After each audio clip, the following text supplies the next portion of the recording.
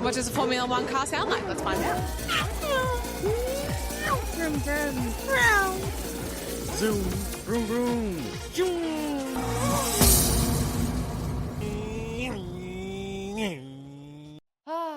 We're here.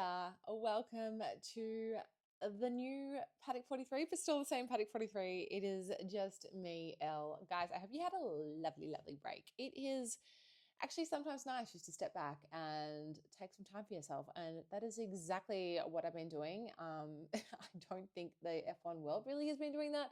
I think Lando Norris has probably been doing the most out of everyone. And you know what? Bloody oath. Good on him. So he should. I would love to be living Lando Norris's life right now. He looks like he's had the most fun. Obviously, we've seen a lot of yachts, tennis clubs, shopping, DJ sets, a bit of everything. Lewis got a new dog. Also, Kimi looked the most uncomfortable at I was going to say an F1 event, but no, he had a DJ set.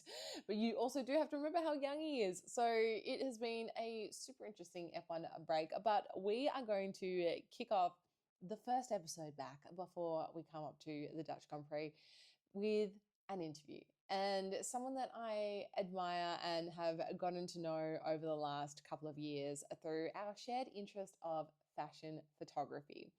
Because my guest today, she didn't come up through motorsport. She didn't launch her business because she came up through motorsport. She came up through fashion and photography, and she was shooting editorials. She was working on film sets. She even worked on a Star Wars film set, and she's going to explain a little bit more about that. But Esme Buxton, she, in just under a year and a half, has created one of the most viral F1 magazines there is. What started as a Substack at Instagram has just grown. She now has full print. She's even had 2 Ateliers at the Monaco Grand Prix and the British Grand Prix, which Principal, the label, was really lucky enough to be involved in both. And she's just wanting to give everyone access to F1 that they all are craving and really provide an emotional and a human insight into this sport that we absolutely love. So I hope you enjoy this chat with Esme. I love and respect Esme so much and for everything that she has built, and I'm looking forward to you guys hearing it. My very first guest back being solo, Esme. How are you? Hey, I'm good. It's so good to see you. Congrats on going solo. I know. Oh, it feels weird. I miss Pat. Pat, if you're listening, I miss you, but happy to keep the brand going alive for everyone that is listening. But I feel like I only just saw you the other day. I know. Yeah. Oh my gosh. Yeah. Time flies in F1 world, doesn't it? Like, it seriously does. And for anyone that doesn't know, sort of give me like an elevator pitch on who you are and why you are in the F1 world, because that is how we met ultimately. Yeah, of course. Yeah. So I'm Esme. I'm the founder of the Paddock Journal. I started as a fashion photographer and saw sort of a niche in the market where I thought there was a space for fashion and culture to enter F1 in a more sort of deeper, more meaningful level. And so I thought, why not start a publication that kind of looks at the culture around motorsport rather than the cars themselves? It's the people, it's the brand deals, it's everything going on behind the scenes. And the Paddock Journal was born a year and a half ago. It's crazy. It's been a year and a half. I feel like it was only a year ago that you were here in Melbourne. I know. And we actually first met for a coffee, and you had only just sort of started doing it, but you now have one of the most viral publications on social media and one of the most well-known publications. So to have you on is phenomenal. But as you mentioned, photographer, you were a photographer first and foremost, and that is what we originally started bonding over. It wasn't just F1 because, you know, people might not believe it, but people in F1 also have other interests. or have done other jobs. And one of those is you photographed Star Wars sets, I believe. Is that correct? And like, what was that like compared to shooting F1 stuff? Yeah, so with the Star Wars stuff, I wasn't photographing it. I was working in the locations department. So I'm not like you actually, Elle. I've worn a lot of hats in my life. Yeah. So I studied film production at university, and I worked in film for a long time before I even like entered photography. So I came out of film school and worked as a location assistant on various film sets, one of them being Star Wars The Force Awakens. which obviously is still quite an important film, but definitely at the time, it was one of the most exciting productions you could be on. But comparing that to the world of F1, I would honestly say that Star Wars is harder. There's more security. There's more secrecy around it. Like, imagine going to an F1 paddock and having to put a sticker over your phone because you're not allowed to take photos of anything. Like, that's what you had to do when you got on the Star Wars set. You could not photograph anything. You couldn't tell anybody what you were doing. It was so secretive. And you were, I mean, at the time, how old was I when I did Star Wars? I was like 22, 21. And I was in the room with like J.J. Abrams, Simon Pegg. So it was only last year, by the way. It was just last year. Exactly. Yeah. Like 6 months ago. Yeah. And being in that kind of room, I suppose that was my first sort of foray into like celebrity world and, you know, that kind of creative world that felt so out of reach. But then weirdly, I guess it's the same as F1. Once you're in there, you're like, oh, it's the same as every other workplace. It's a corporate world. Yeah, it's exactly. A corporate world. Yeah. Corporate. Stickers on your phone, obviously that makes sense for a production like Star Wars. And I imagine they did maybe similar things for the F1 movie. I'm actually not sure. But do you ever think that you would see the F1 paddock one day going, no more photos and stickers on guest phones? Like, do you think that could be a thing? I do. I don't know how you feel about this as well, but I feel like there are two kind of like ecosystems at play in the F1 world.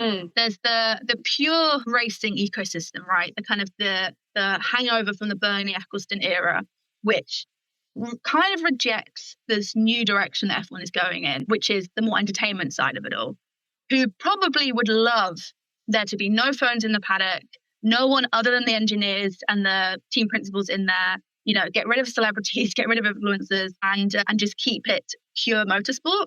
So I think that side would probably love there to be a total ban on filming and phones.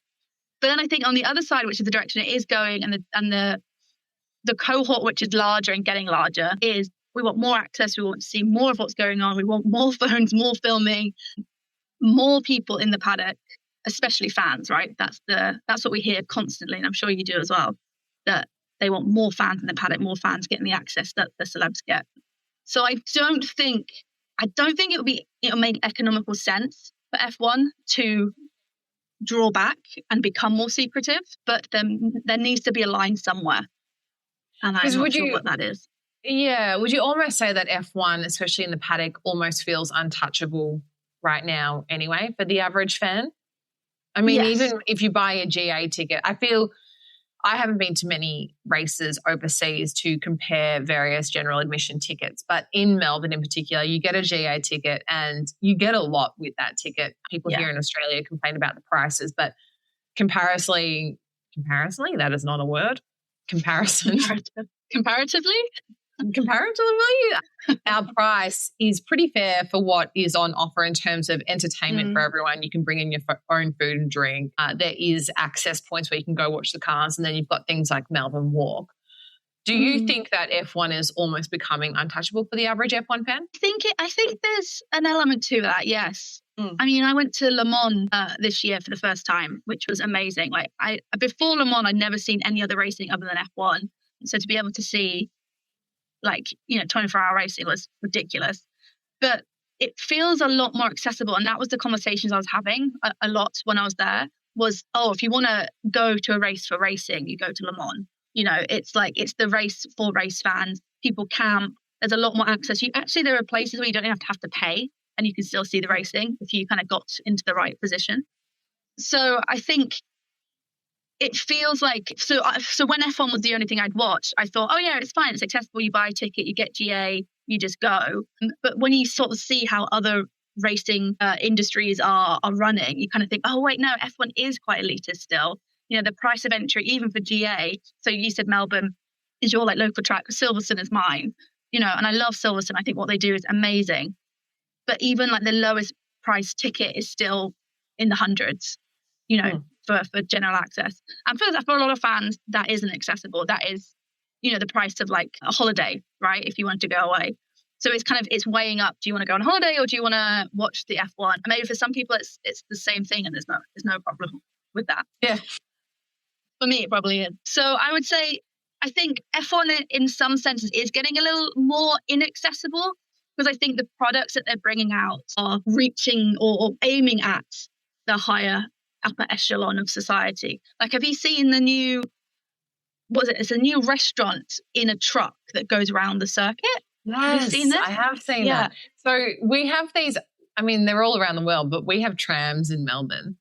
Right. And there's a tram that goes around our CBD and you can have, it's like a restaurant. And I mean, they're everywhere, those sort of trains. That's what it reminded me of. Right. But how much would it cost for you to get on that tram to do that? Do you know? Well, that's a good question. I would say it'd be about $200 because I think you get like a 3-course meal and a few drinks, maybe. But that's Aussie dollars as well. And our dollar is not very strong compared to the rest of the world. Right. Yeah. So to me, that's pretty decent. I think the truck that goes around the track, don't quote me on this, but I think it's in the thousands for a seat. It's in the thousands for a seat. Yeah. And obviously you get the food and you get the it's a whole curated experience. I think each course is like around a turn and it's all kind of curated. But it's still that, if someone wants to have a luxurious experience at F1, it's kind of crazy prices. How does that truck work? Is it just one lap and is it at night then if you're saying it's each turn is different? Yeah. I think it's one lap. I think it is one lap and it must go quite slowly if everyone's going to try and eat within the lap.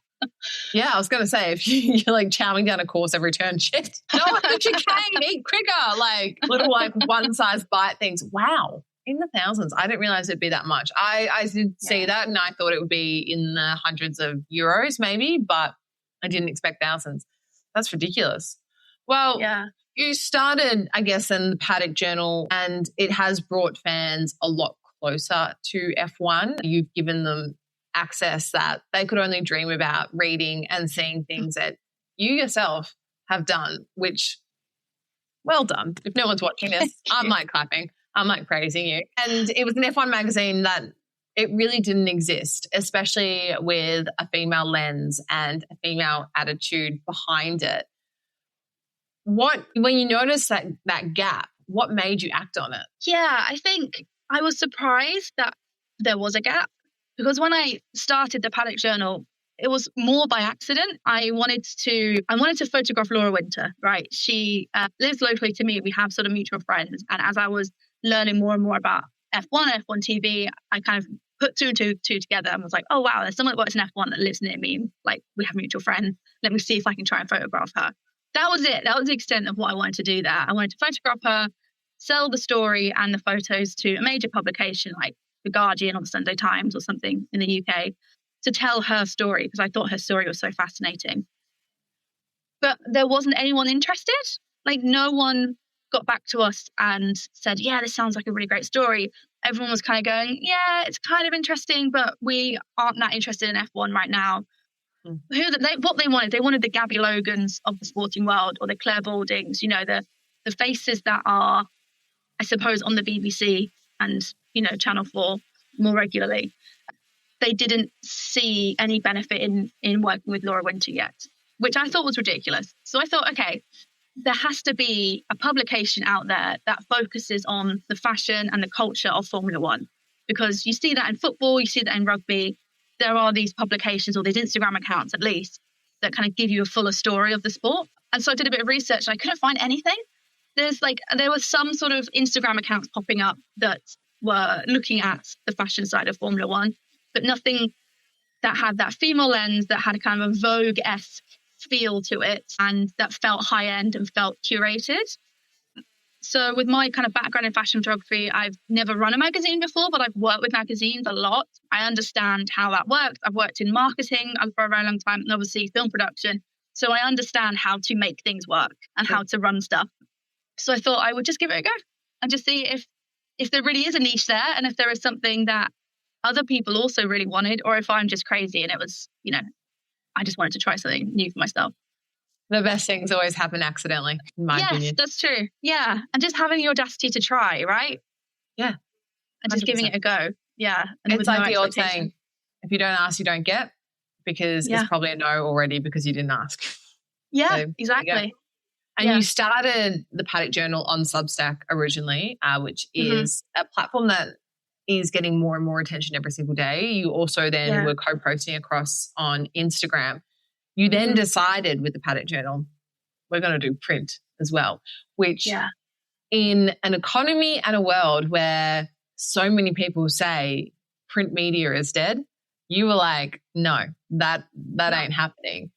What was the thinking behind that, and how did you decide to go into the print side of things?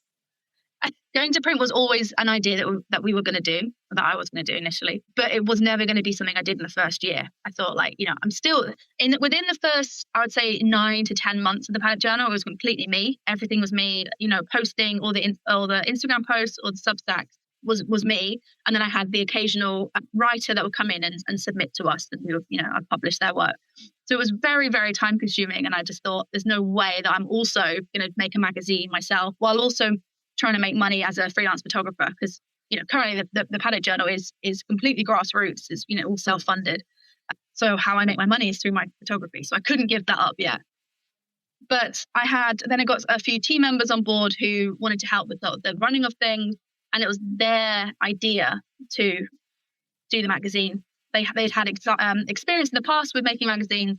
They said we could probably do it. And I've got to be honest with you, it was probably like the hardest 3 months of my life trying to put it together, because we couldn't afford a graphic designer, we couldn't afford, you know, a copy editor or anything like that. So we were just sort of scraping together the help from people that just absolutely love the sport or wanted to help. And, you know, my close friend is a graphic designer, so she really helped as well. And we just kind of did it, and we did it as print on demand first of all, the last year. So when someone purchased when someone purchased a magazine, it then gets printed for them specifically, which has kept our costs down as much as possible. But I didn't expect people to actually buy it. I don't know what I expected from it. You know, it was the first thing that we'd ever done. We'd got Cassidy Towers on the cover, which I still can't believe we managed to land her.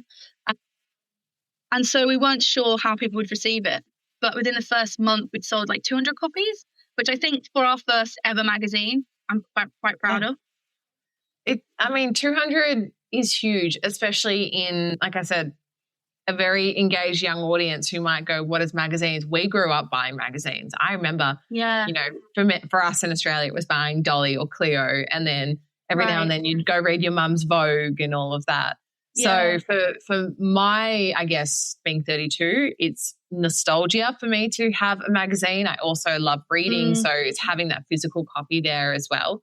But you would almost think that the younger audience wouldn't reciprocate that, because they're just so used to being online and chronically online. Right. But they're the ones loving your magazine.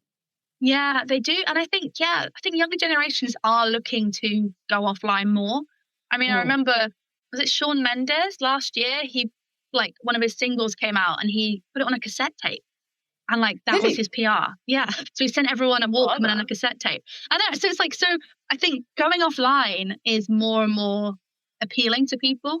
But you have to tell everyone you're going offline though. You do. You can't do it secretly, or No. Has to be an Instagram post about it. Yeah. Otherwise, how do you know that it worked? How do you measure that KPI? So I think people do want physical media. Physical media is not dead. I think it's dead in the sense of, you know, you watch Devil Wears Prada, right? Or like the Vogue from the 90s. That level of print media is probably not coming back, and you know, in the way that we want it to. There's not as much money in it. There's not as many. You know, I couldn't imagine us having a huge office for the Paddock Journal, as much as I'd love to. Maybe we'd have a little office. Never say never. But you never say never. That's true. I'm going to clip that, and then when you do have a huge office, I'll be like, remember this moment. That's an Instagram reel, isn't it? But yeah, but people crave physical media. I think people want to take things home and want to put things on their wall and not spend their whole life behind a phone. And the magazine is only annually. We're not doing it any more than an annual magazine for now. So for me, it's something a bit more bespoke, right? It wraps up the year in motorsport for you. It kind of gives you more of a coffee table magazine. We're already planning this year's already. We've started planning that now, and it's going to be at least double what we had last year. So that's amazing. It's going to be much more of a physical product. And And I think people just want it. People just want to be offline. And there's going to be we definitely have a larger audience online, and that's totally fine. But having print media just gives you that. It just gives you extra something, doesn't it? It just feels a bit more curated, a bit more luxurious, and I want it, so I assume others would too. I get that. Well, like, it's the physical holding of the magazine, it's the look, it's the feel, it's having it all.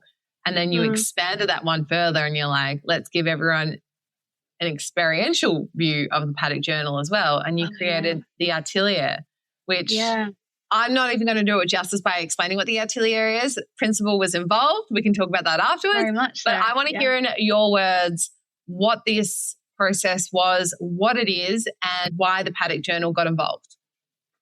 Yeah, so we were approached by the Pop-Up Hotel last year asking if we wanted to get involved with something with them for the Silverstone. And we thought, that'd be a really good idea. And the more we talked with them, the more it became apparent that like a physical shop was the best idea, which again is not something we'd ever done before. But by the time we'd come to that conclusion, the team had expanded even further. And we've now got this amazing woman on our team called Marika, who obviously you've met. She gets shit done. She gets shit done. She very much does. And she comes from the world of fashion, the world of retail. So her understanding of how a shop would work was exactly what we needed. So bringing her on board was amazing. And we wanted to create something that didn't feel like a merch shop. I think there's a lot of merch shops around, obviously whenever you go to an F1 race, you've got the official merch shops everywhere. But there are a lot of brands like Principal who are doing amazing things, but aren't able to get into the spaces that they necessarily need to be in to reach their audience, right? For Principal or someone like you guys, to be able to retail at an F1 event would cost thousands, hundreds of thousands if you did it on your own. And years of logistical nightmares going through contracts and commercial deals as well. Yeah. Right. Yeah. Yeah. Which obviously you now know through doing your legacy stuff as well, right? Like it's a long process. Yeah. But so when the Pop-Up Hotel kind of came to us, they sort of gave us that space and that freedom to create something that we really wanted to do. And it then meant that we could offer up the space to other brands at a more accessible price point. And it was honestly one of the most stressful things I've ever done. The logistics of putting on an in-person event is really, really hard. And my hat goes off to everyone that puts on events in F1. But putting on an event in F1, I've got so much respect for the people that do that. And I'm now learning how difficult it is and how tight the turnarounds are. Like, we work with this amazing brand who helped us put it together. And sometimes their turnarounds are 4 days from, understanding the concept to actually putting it on. And that's quite common in F1. And I think coming from the world of film, which is also very similar, it's so quick. You get an idea, you get a concept, you have to make it within a couple of days. I understood that kind of tight turnaround, which meant that making the Atelier wasn't a surprise. We weren't surprised at how tight the turnarounds were. But the biggest surprise was how well it was received. It was very well received. People loved it. I mean, I know at Silverstone, the Atelier was reserved for people that had inner track access, but we got countless amounts of messages saying, how can we see this? We want to come to the Paddock Journal's Atelier to see what you had on offer. You had such a curated list of independent brands there whilst also still protecting your independent brand boys. It was an incredible thing that you put together. And I know you say it was hard, but you made it look effortless. Like you made it look like it just popped up. Seriously. Oh, I'm glad. I'm really glad that you felt that way. Because we were only going to do Silverstone, and then Monaco came across our desk, and we thought, well, we have to do Monaco as well, which was a much smaller operation. It was kind of the testing ground for how it could all work. And because we weren't actually in the paddock in Monaco, which if you've been to the paddock in Monaco, you realise it cannot ever be done. It's such a tiny, tiny space. But I think, I'm glad that you said that. Like, I'm glad that you think that we still had our own voice, because I think we spent so much time making sure that you guys were happy. The brands are happy. The brands had their voice. The brands had the space that they needed. That I did worry that maybe we had lost a bit of our way within that, but I don't think so. I think we got a good balance. The Paddock Journal is this independent authority in the space for fashion and culture and collecting those stories and bringing them together and sharing them with everyone. And I think that's exactly what you did with the Atelier, and getting to experience it in first person right there on the ground all weekend. It was incredible to see, and being able to pop in and out with so many incredible people. I mean, I kept forgetting that Nicholas Latifi was there like half the time. I was like, bro, what are you doing here? Why are you here? Like, you and had also that was the first, I was say that's the first time he'd been to an F1 race since he left the sport. Really? Yeah, he hadn't been back. Latifi's first F1 race was back at Silverstone 2026 to come to the Paddock Journal Atelier. Well done on bringing him back. That was pretty cool. It was pretty cool to like have him there, and also see so many other guests come through as well, and some very notable names and faces as well. Yeah. Which, you know, for privacy reasons, we'll keep them, you know, let them have their own little private moment. But you still shoot so much of the journal yourself. What does being a fashion photographer you notice in when you're shooting in the paddock or outside the paddock that a traditional motorsport photographer might not notice? And then how does that make a point of difference for what you're trying to achieve? Yeah, that's a great question. I think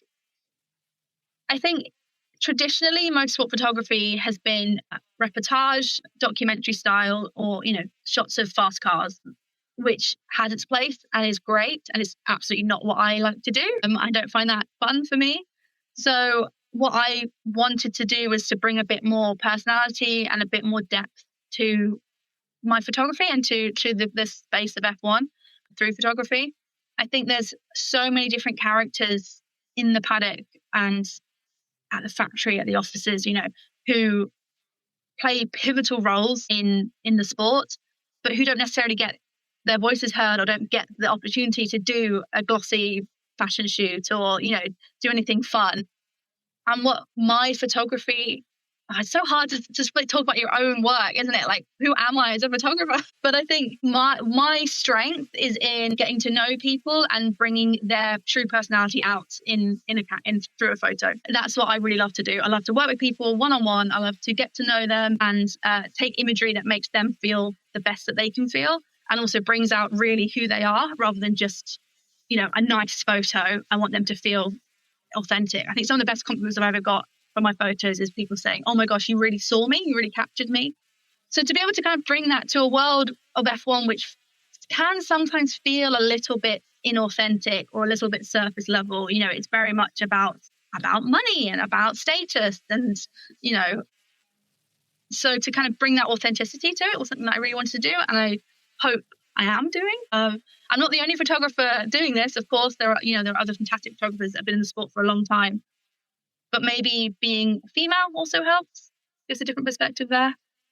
I think females in general in the media space, when they're interviewing people or taking photos, whatever it may be, even producing on the back scenes, because some of those jobs, the most interesting ones, are the production behind that. You will not see the face fronting value of it. But there is something about being female and empathetic and more emotionally connected to it, and then being able to bring it out in someone. I know when I am shooting for Miss Universe, and I know this is completely left the field of F1, but that is a very vulnerable time for those girls. And even though it doesn't sound like it, like it's scary. You are going up against 30 other beautiful, smart, intelligent women, and you're all fighting for one thing. And you're comparing yourself constantly. You're there for photo shoots, and it might be something also that's completely foreign to you. But as a female, being able to shoot that and walk into that environment and be like, hey, let's chat about this. Let's bring this out on you. Let's make you feel comfortable. Like, I think we just have a nice little edge. That's why we're doing well. Yeah. That's such an amazing comparison, actually. I think the world of Miss Universe pageants and the world of F1 are quite similar. Would you say? Yeah, honestly, yeah. And no one would, unless you've been in like Miss Universe, no one would understand that probably. But it is one of the most competitive environments, and it's also one of the most commercial environments as well, because you have brands and sponsors coming at you just like you do in F1. You have things that are expected of you, just like you do in F1. You always have to be on, just like you do in F1. Right. But it's women together and then it's men together. Like there is, so when you can nurture those relationships, it's pretty amazing, like what can come out of it. But it's a scary environment and you got to be prepared for it. I mean, some of these girls that I work with, they're 18 to 30, but like the 18-year-olds, I'm like, wow, how are you doing this? How do you have the maturity to go away for a week and share a room with a stranger and be able to work in these environments? But it's the same thing for F1. You know? Exactly. Like, yeah. But look at Kimi Antonelli. I'm sorry. You was like, you're a baby and look how well you're doing and coping with the media. And I know you've been media trained from a young age, but it's difficult. It is. Yeah, I think that's something that people don't necessarily realize with F1 and being in the paddock. It's quite an intense environment, especially for the drivers, right? You know, they're meeting so many different people and they are saying so many different things. Probably they're saying the same thing over and over again across a race weekend, right? They're having the same interviews. So what I want to do is try and bring that difference, try and, you know, bring that authenticity, let them feel like they can let their guard down a little bit more, or, you know, show a bit more of who they really are rather than the media trained version of themselves, you know. And I mean, we've had times where we interviewed Liam Lawson once and said, like, oh, we're not going to talk about racing. We're going to talk about music and culture. And he went, oh, thank God. So, you know, they're bored of talking about racing. Yeah. Which is funny. Do you have a dream interview? I think everyone listening will probably guess who my dream interview is. And it's Lewis Hamilton, right? It'll be absolutely unbelievable to talk to him on a personal level, talk to him about fashion, talk to him about his upbringing, you know, his struggles, his achievements, you know, just to hear from him on a more candid level would be a dream come true. But then also, I think we would love to talk to Susie Wolff. Would absolutely love to have her on in the magazine. And also Daniel Ricciardo. I want to talk to Danny Rick about life after F1. We all want to talk to Danny Rick and ask him what he's up to. Yeah. I think we all want to shave that beard as well. Just quietly. Yeah. If we ever did a photo shoot, that would be the one condition. He's got to trim that beard down. The requirement. I was watching Bella James, Box. She cut some of his hair. I was like, but didn't she cut the back? She should have cut the beard. I know. That could be an interesting concept for you. You can take that to your next photo shoot when you get Daniel Ricciardo. You could have a photo of him shaving his beard. Oh, iconic. Yeah. You heard it here Absolutely. first. That will be the most iconic image, especially if it's him making his comeback in like more of a media or F1 space sense. Yeah. All right. Now we're going to get on to a little bit of more of a quick, short fire, rapid answers. Some of these are not one word, but try and think of it in a one word, one sentence answer. Okay. What is your most controversial F1 opinion that you're willing to say out loud? I don't love sprint races. Is that controversial? I know a lot of people love a sprint race, but I'm not that bothered by them. What do you think? I mean, I like it some weekends when we haven't had F1 for a while because I'm like, ooh, we've got more racing this weekend. But then, yes, I get what you're saying. I also think sometimes it's a waste of time. Yeah. If you could change one F1 rule tomorrow, what would it be? Oh, what rule would I change? I would change I'm trying to think this in the right phrasing because I'm really rubbish at remembering the terminology when it comes to like rules and things. Well, I'll tell you mine. All right, yeah. F1 should not be allowed to finish on a safety car. Oh my God, yes, that's perfect. Absolutely. Add a lap in. No more safety car endings. I will absolutely die in that hell. Or I get like if you can't add a lap in, just like make a 5% rule or something like that where every team gets to pit again or something like that. And then you refuel for however many % of race laps you can do. Yeah. And you fit in the regulations. Yeah. That's my more racing. I would say whatever rule is giving Lewis Hamilton 5-second penalties every bloody race that needs to go. I think that's called Ferrari. Well, that's pretty controversial. Sure. The F1 paddock smells like and sounds like. Do you know what? My first ever time going to an F1 paddock was Zandvoort last year, and it was literally like going to Disneyland. It was the most exciting thing I've ever done. And it smells like motor oil, and it sounds like tire guns, those wheel guns. I'm not going to do the noise. I cannot do the noise, but you know what I mean. No, that's perfect. Who do you think is the best dressed in the paddock? Best dressed in the paddock? Consistently, I would say Alexandra St. Malo or Alexandra Leclerc.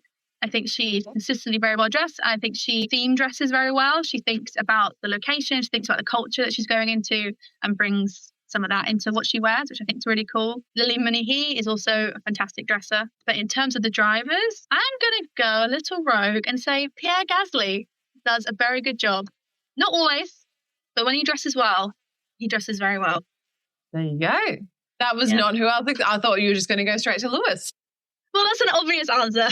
I should have said excluding Lewis, actually. Yeah, so there you go. Who is the most underrated driver right now? The most underrated driver? I think Arvid. I think Arvid needs to get his flowers. He's doing a very good job for his rookie season. He's in the points consistently. He's pretty good at what he does. He's got a lot to learn, but I think for his first ever season in F1, people are overlooking Arvid, and he needs to, he needs more fans. Needs his sunshine. Maybe that's who you need to get on the magazine next. Yeah, maybe. Most starstruck you've ever been?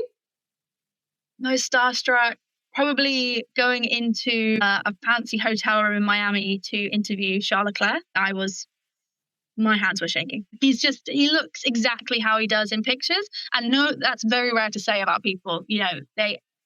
Pictures often make people look a lot better than they do in real life, but he looks exactly the same. His skin is completely perfect. And I'm very jealous. I don't know what his skincare routine is, but he needs to drop it now. Charles Leclerc, if you're listening, drop the skincare routine, please.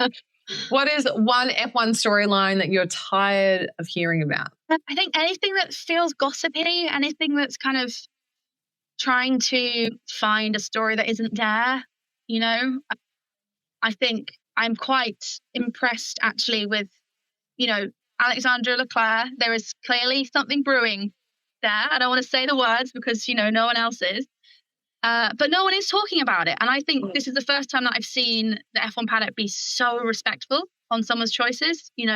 Any other industry would have been all across the news. TMZ would have had a field day, if it was the red carpet. If it was Zendaya, right, turning up to a red carpet without announcing anything, but it was clearly obvious what was going on, everyone would have gone crazy. But no one's talking about it. And I think this is the first time I've seen sort of the F1 paddock be respectful in that way. And I'm proud of us. The F1 paddock is a tight-knit community. I feel like when it needs to be respectful, it really can be. And that is also why everything gets around the F1 paddock really quickly as well, because it is a tight-knit community. So, if you do something wrong, it's going around. Yeah.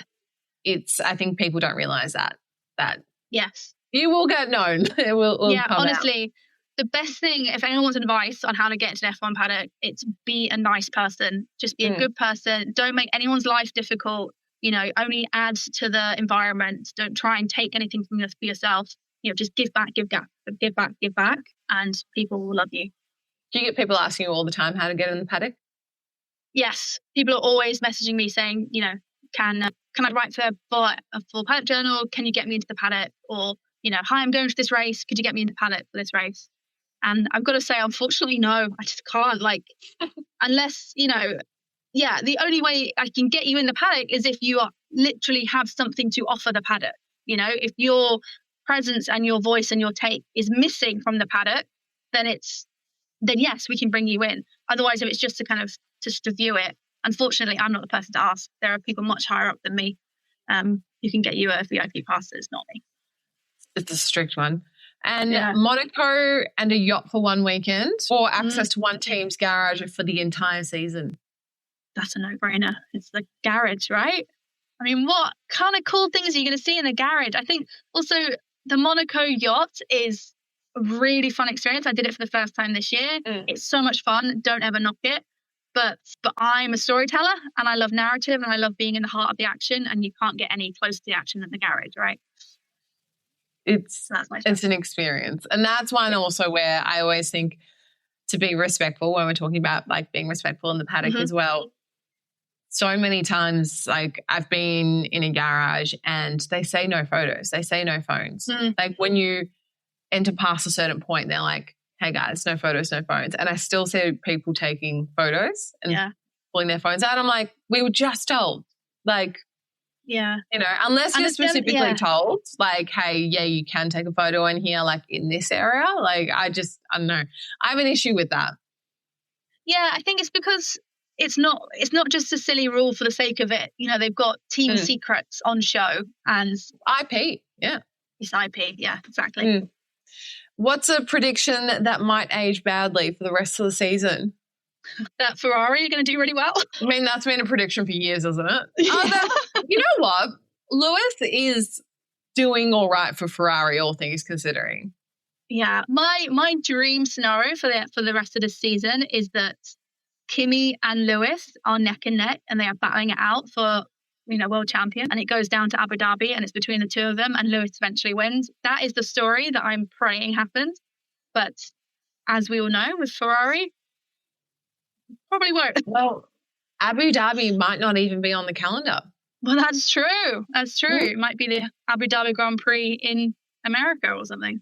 Or in Portugal or Turkey. Portugal. Yeah, exactly. Yeah. Many options. All right, Paddock Journal in 5 years, one word. Domination. Great word. I was hoping you were going to say something like that. Look, you've already provided a little bit of advice, but I just want to wrap this up because I know so many people are probably reaching out to you all the time. What is one piece of advice you received when you were starting out that you wish you could tell other people and to not ignore? Don't ignore this advice. Yeah. I think it's to put yourself out there, is to not, I think what I get out a lot, and maybe you do as well, is a lot of people asking, I'd love to ask your advice on how you did what you did. You know, how do you get in the paddock? How did you start the Paddock Journal? And the answer is really boring. And it is that I just tried and I just gave it a go. And I used knowledge that I had and I learned what I didn't know and just figured it out and just got in touch with people. And, you know, I had the audacity to find who runs F1 Academy and follow them all on Instagram and let them know what the Paddock Journal's doing, or, you know, finding who is in the sponsorship department for F1 and just reaching out to these people and letting them know that you're doing cool shit that they need to know about. Just do it. Just do it. Don't keep asking for advice. Don't keep asking for the playbook. There is no playbook. There is no one way into F1. There is no one way into motorsports. There is a billion different ways. Just make sure that you are doing something that is authentic to you. Don't try and be an influencer if being an influencer doesn't feel right for you, and bring something new to the sport. You know, like I said before, bring something new to the sport that hasn't been done before. Don't look at, you know, we spoke about Bella James. Don't look at what Bella James is doing and think, I want to do what she's doing because she's doing what she's doing. Do what you can do well, and there'll be space for you. So just do it. Just do it. The old Nike terminology, honestly, just do it. Look, I say the same thing to people all the time, and I've had a lot of people ask me this year, and I know I said I was going to wrap this up, but now I've got a conversation I want to talk to you about. But the discourse after the Australian Grand Prix the last 2 years has been, oh my God, it was just full of influencers, like, oh, you're just taking up the sport, blah, blah, blah. I thought that was a very Australian conversation because we are so far removed from the rest of the F1 world. So when the F1 is on here in Melbourne, everyone flocks to it, right? We don't have a whole lot of other opportunities to go unless you leave the country and you go far. We are far away from everything. Yeah. But after Silverstone, I couldn't believe the discourse online about how many people were saying influencers at the F1, they're just there to take photos and to be seen and all of that sort of stuff. And I'd love, just as a wrap up, just to get your opinion on that, because my opinion, and I'll say mine and then you can say yours, is that if you have worked to be there and you fit with a brand's point of view to be there, then be there. But don't be a nuisance and actually provide value and substance, not just presence, is my opinion and feedback. What about you? I would agree on that. I would also say that the people that have issue with influencers being there aren't looking at F1 in the right way. I think as a fan, I totally understand. As a fan, you see someone in the paddock that isn't you, who doesn't seem to be adding anything that you would bring, and it pisses you off, and you think you deserve to be there. That's totally valid. But also from a brand perspective, and since we would now work with brands as well, they are trying to tap into audiences that don't already love F1. So they are bringing in influencers who cross different categories. So they're F1 fans, but they also do beauty. Or maybe they're not an F1 fan at all, but they're huge in the entertainment space. So bringing them into F1 then allows their audience to understand that world and understand the sport. And I mean, before I did the Paddock Journal, there were a few content creators that I followed who I saw going to F1 races. And that made me think, oh, I really want to be in an F1 race. It looks really fun, you know. So it does work. And that is the purpose of having influencers in the paddock. They're not giving away a ticket that should have been for a fan to an influencer. It's that these brands get an allocation of passes and they give it to the people that will bring them best return, right? For that involvement. And they're the brands looking for their brand alignment for their marketing purposes, not F1's marketing purposes. Exactly. Maybe F1 needs their own kind of scheme where they can bring in 10 fans per race or something, you know, some kind of lottery. But that's that'd be cool. Like that. Yeah. That's actually a great idea. That's a great idea. Yeah. Just because it doesn't need to be as elitist as it is. We can open the gates to fans. You know, I've seen fans in the paddock and they're just so grateful to be there. It's really nice. Yeah, let them in. Well, you are letting people in to the life of F1 through the Paddock Journal. And so thank you very much for bringing that to everyone's eyes, ears, experience, like giving them a place to read and feel seen and also read new stories. So well done. It's a 1.5 years old. I cannot believe that. It feels like you've been working on it for so much longer, which I guess you technically have. Yeah, I guess. And here's to a big dominating future. Well, thank you. And thank you to you and Hayley at Principal for being such huge advocates for us as well. I think we wouldn't be here if it wasn't for you guys and, you know, your involvement in Atelier and everything you guys do for us. So, yeah, I'm really, really grateful for that as well. Vice versa. I get goosebumps. Like, you know, the brands align and we're here for the fans. That's what we are. Yeah, exactly. Yeah. The fans love you. That's for sure. Well, thanks so much, Esme. I will speak to you very soon. Speak to you soon. Bye.